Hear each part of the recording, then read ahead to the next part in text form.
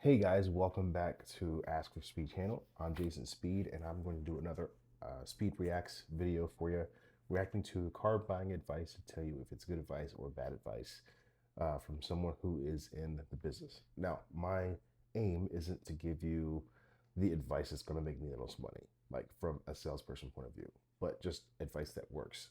Things that I've seen customers do, and things that I've seen that works, and things that I've seen customers do that hasn't worked. Things that you don't have to say because it's not going to get anywhere. It doesn't really work. So let me see if I can find some car advice on YouTube that can see if it's good advice or bad advice. So go to my YouTube channel and look for car buying tips. Now, last time I did Chevy Dude. Great advice from Chevy Dude, talking about when to buy or when to answer questions and when not to answer questions on the lot. Okay, so how to buy a car. Do not do it without knowing these 5 tips. Let's see if the 217,000 views have been true, good advice, or misleading. Let's take a look. This is from the CarEdge, and I can tell already this guy is pretty animated, so see if he's got any knowledge as far as the 5 things you need to know before you buy your car. Whoa, folks. All right. Number 1, in 2024, you're trying to get a good deal on a new or used car. Here are the 5 things you need to know. My dad used to sell cars for 40 years. Number 1, OTD, OTD, OTD, out the door price. Pops, explain to us why the out the door price is the number 1 most important thing you need to understand before you buy a car in 2024. The out the door price explains every penny of what you're paying for. You get your selling price, you get your taxes, your state fees, your dock fees. You want to make sure there's no added fees or accessories that you didn't ask for. An out the door number is the most important number. It explains every red cent of what you're paying for. On Monday, Zach turns 29, and guess what? You folks get the presents. The hell with him. He doesn't need anything. He's got it all. But you folks, they're free gifts. There might be somebody that can win, I don't know, a concierge service for free. Tune in Monday to find out what's going on. Absolute shocker, folks. The online advertised price for a new or used car is typically not the actual price you're going to pay. That's true, and happy birthday, Zach, I guess is his name. This guy's like super animated, so I love it. So advertised price online. Everybody's asking about the advertised price online. There's so many dealerships out there. They're going to be competitive with each other to make it look like they have the best price online. Now, if you find a dealership that advertises the lowest price in the area for a specific car that you're comparing to other dealerships, like a new car, for example, be very weary of that dealership adding in a whole bunch of fees. That's how they can have the lowest price, is adding in unnecessary fees like an accessory package or any kind of thing that compensates for them having the lowest price. So be wary of that. Great advice so far. To my dad's point, there's typically fees. Dealers charge a dock fee, for example. Then there are a bunch of other fees that most of the time show up on these OTD worksheets. We have a whole guide on fees you should and shouldn't pay, which ones are bogus and which ones are unfortunately legitimate. So there's fees, then there's all the government related things, taxes, title, tags. That shouldn't really change based on what dealership you're going to. And then you mentioned it, add-ons, Dad. A lot of these, when you ask for the out the door, especially for like used cars, we see reconditioning add-ons or we see paint protection add-ons. Those are all, as you've said in the past, and we even have merch for it. If it's taxable, it's negotiable. So the only way to compare apples to apples, 2 cars, is to ask for an out-the-door price, get an out-the-door price, and then compare those 2, correct? Correct. That's what you need to know. Number 2 on our list, Dad, let's jump over to the pre-approval. Do not go into a negotiation if you're going to finance a vehicle without a pre-approval, because the dealership's just going to get you in some sort of financing that might not be the best case for you. Can you help us understand why getting a pre-approval, especially in 2024, is so important when buying a new or used car? Well, with interest rates being as high as they are today, which are still historically low, but high for most people based on what we've seen in the last 10 to 15 years, it impacts your payment negatively with a higher interest rate. So you want to get pre-approved through your local bank or credit union and know what rate you can get, so that if the dealership offers you financing, and they will, you need to have a low number in mind that you can get from your lending institution that they can meet or beat if they want to get your financing. Solid advice. It gives you a gauge of where you actually qualify for from your lender. Unfortunately, it is the thing where the way finance managers make money in the car industry at dealerships is by either holding what we call points on your rate. So let's say if you qualify for 7%, you might get a 9% at the dealership, which of course negatively impacts your payment. So if you go to a bank first, you still get the dealership the opportunity to earn your business by saying, can you match this? But it gives you something to fall back on in case they can't get to where your rate is. You have something to fall back on. So great, solid advice. Please go to a bank and get your approval. Don't do a pre-approval thing online. That's just a bridge that connects you to a dealership. Go to an actual brick and mortar bank. Say, I'd like to buy a car. What can I qualify for? Pre-approval and pre-qualified are two different things. What can I get qualified for?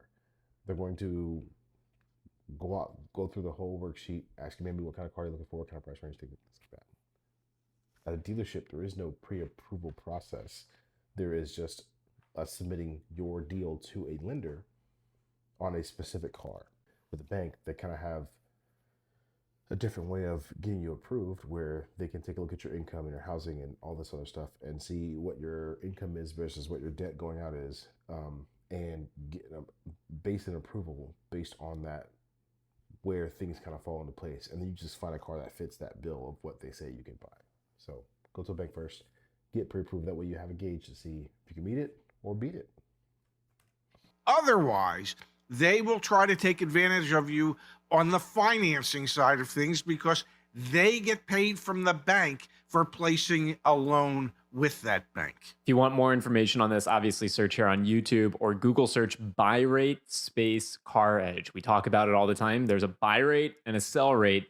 The buy rate is what the dealership pays to get the money from the bank. The sell rate is what they charge you. They can mark up the interest rate on your loan. A lot of people don't know that, and that's why having a pre-approval gives you leverage. Number 3, buying a car in 2024, new or used. Know how long the dealer has had that vehicle on the lot. There's a really interesting thing called floor plan, which is a interest expense that the dealer takes on for holding on to that vehicle. The longer a dealer has had a vehicle on the lot, the more motivated they should be to negotiate and lower the price. Keep me honest here, Pops. That's why it's number 3. Absolutely.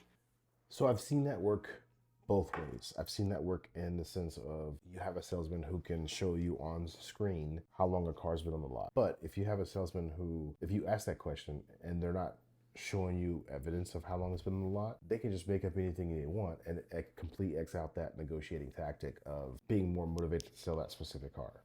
Okay. The other factor that goes into how long that vehicle's been on the lot is how many other cars like that car on the lot the dealership might have. In my experience, if that's the only one like that specific car that we have, we're less likely to negotiate on it. We have that one specific Anvil Rubicon with the Sky One Touch with the leather interior. We're less likely going to move on that one than we have of the 13 white ones that we have available. So how long on the lot? If you have a salesman that can prove how long it's been on the lot, that may work in your favor. It doesn't all the time, but more of what I've seen is how many do you have on the lot of that specific one. The days on lot are really important for inventory management for a dealership. Every dealership has an aging policy for their new and used cars. Used cars, typically, they don't want to keep longer than 60 days. New cars, they'd like to turn within 90 days. So if you have a particular model in mind, in a particular color combination, when you go to the dealership, ask them, what's the oldest X that you have in my color combination? And the salesperson is going to look at you like you're crazy. And you can just look. And another way for used cars to find out what the time frame of it's been on the lot is if you can pull up the Carfax report and scroll all the way to the bottom of the Carfax report, the very last entry or the very first time that dealership shows up on the Carfax report within the last few entries can give you an idea of how long that car's been there. So if it says that vehicle offered for sale, you know, service, inspection, yada yada, everything they do for like reconditioning usually pops up on the Carfax reports because dealers report to Carfax. So that's another way you could see how long a car's been in inventory if you have a salesperson that won't necessarily show you. Back at them and go, hey, I understand the longer it's been sitting here, the more motivated you are to get rid of it. I think we could probably work a better price if I help you. You scratch my back, I'll scratch yours. Always know how long a vehicle's been sitting on a dealer's lot. Yeah. Again, may or may not work. It's not as an effective of a negotiating tactic that I've seen, but I have seen it work. Absolutely. It doesn't matter if it's new or used. There are some dealers out there that pay cash for their cars, but not a lot. Most have financing, just like you or I would if we were purchasing a vehicle, and they have to pay down that financing with interest every single day that it sits. So the longer the vehicle's been on the lot, the more motivated they are to transact. All right, number 4, Dad, let's say you have a trade-in. We're seeing this a lot right now in 2024 with used car values finally starting to go down. Folks are showing up underwater on their trade-ins, but that doesn't mean you just take the first offer from the dealership. There are all sorts of steps you can take in advance of heading to the dealer to get a trade-in offer to make sure that you are in a position of strength. Help us understand why your trade-in is the 4th area that you really need to be focused on and what you can do when buying a car. You need to know what your trade is worth, okay? It has a value. And how do you find out that value? If you want, drive around to different dealerships and just say to them, I said this in my last video, get comparative values. Go to not just KBB. KBB, I always see one time. KBB says they'll buy my car for this, but they won't. KBB doesn't buy cars, right? So it's just a starting point to gauge what your vehicle is worth. It's not the only value that dealerships use. There's other factors that go into that decision on what your car's worth. What they sell for in the local market, how long they sit on the lot, an important factor in the local market. How long does it take for that car to typically sell? What that car goes for at an auction. You know, all those different factors go into the number of what that car is worth. Not just KBB, Black Book, NADA, all sorts of retail starting points go into the value of what that car is worth.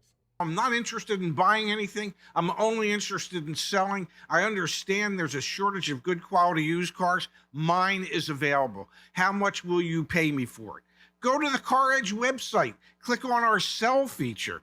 Get instant offers from merchants in your area, dealerships in your area, to see what they would be willing to pay for it. You need to know this information prior to going to the dealership, because when you are selling the dealer your car, they have the same goal in mind that you have when you're trying to buy theirs.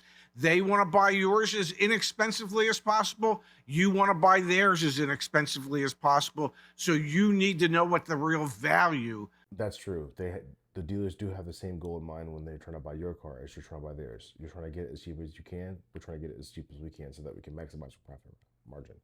What I was going to say on top of that, it does help your vehicle's value if it is clean, because it gives the impression that your vehicle is taken care of. If you check all of your fluids, if you spend the money to detail your car before you get it appraised, make sure the floors are clean, make sure there's no dust or ashes or anything along the dash or in the console. Give it a good quick wipe down. Maybe invest in a shampoo if you have cloth seats and clean the seats up a bit.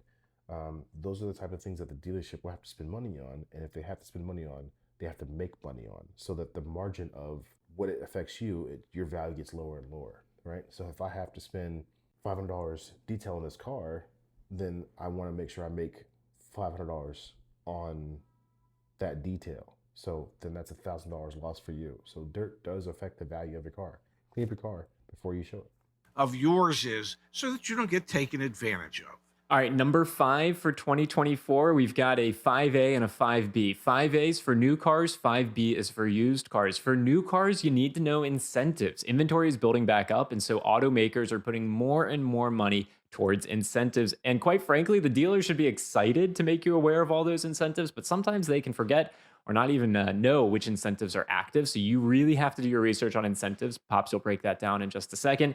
5B, used cars, pre-purchase inspection. The quality of used cars in the market today is worse than it's ever been before. The number of repossessed. The other part about that is I've seen dealers do this. They will advertise incentives that you may not qualify for, and then those are something incentives that they will take back from you once you're in the actual dealership. So they'll advertise the lowest price, and then you walk in, and you come in and say, "Are you a realtor?" "Oh, you're not a realtor? Take that away." "Are you a recent college graduate?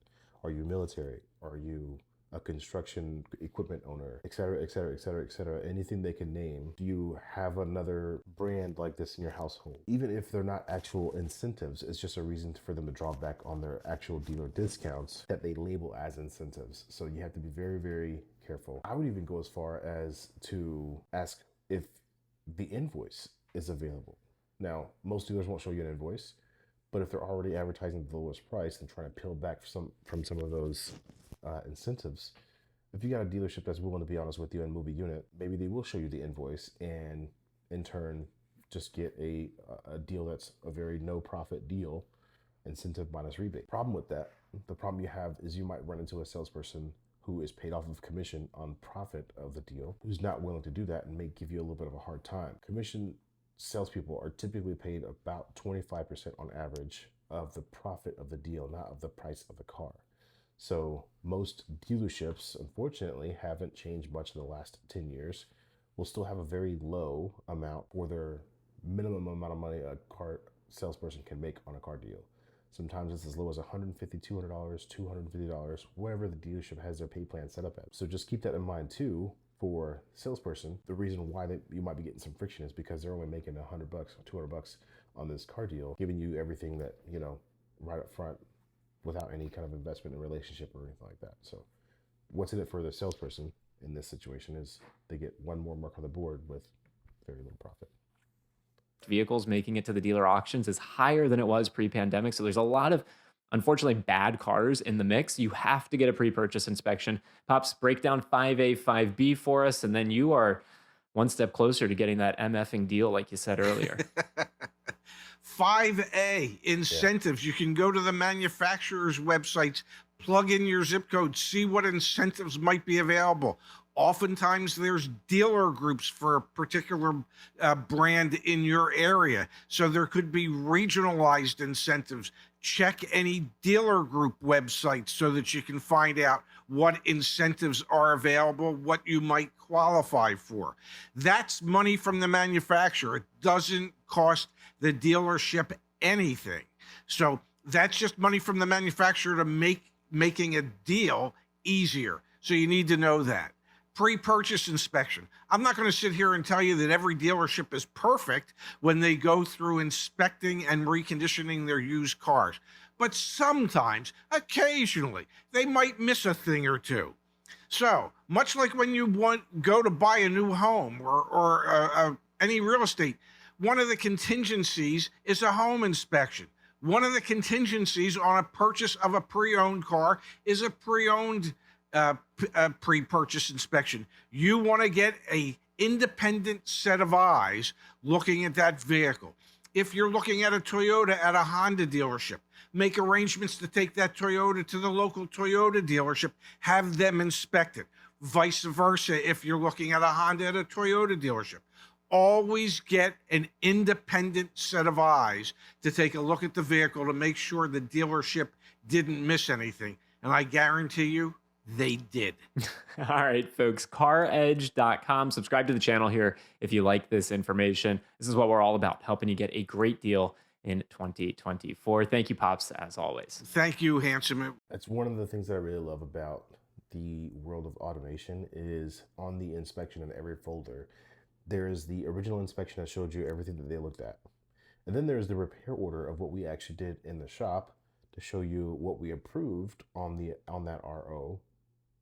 And what we declined, so that you have a very transparent view of the work that we did and the work that you're going to be expecting to do sometime in the near future. A very transparent form to see, you know, exactly what you're getting into. All right, so those guys gave some really, really good advice from the inside world of how to buy a car, how to save money when you're buying a car, and the specific things to do. So go to CarEdge YouTube channel, subscribe to their channel, and check out some more of the tips that they have. It seems like Pops has a lot of experience in the business, and he's not going to lead you astray. So great advice from CarEdge.